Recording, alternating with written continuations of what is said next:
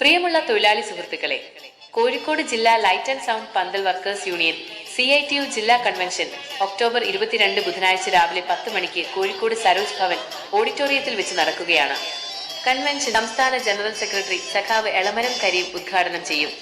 കൺവെൻഷനിൽ CITU കോഴിക്കോട് ജില്ലാ general secretary സഖാവ് PK മുകുന്ദൻ, സഖാവ് PK Premnath, light and sound പന്തൽ വർക്കേഴ്സ് യൂണിയൻ CITU ജില്ലാ പ്രസിഡന്റ് സഖാവ് പരാണ്ടി മനോജ്, യൂണിയൻ ജില്ലാ ട്രഷറർ സഖാവ് P രാജൻ, യൂണിയൻ ജില്ലാ ആക്ടിംഗ് സെക്രട്ടറി CM കരുണൻ എന്നിവരും മറ്റ് തൊഴിലാളി വർഗ ബഹുജന സംഘടനകളുടെ നേതാക്കളും പങ്കെടുക്കുന്നു. ഒക്ടോബർ 22 നടക്കുന്ന ഈ പ്രധാന കൺവെൻഷനിൽ കോഴിക്കോട് ജില്ലയിലെ മുഴുവൻ ലൈറ്റ് ആൻഡ് സൗണ്ട് തൊഴിലാളികളും പങ്കെടുത്ത് വിജയിപ്പിക്കണമെന്ന് അഭ്യർത്ഥിക്കുന്നു.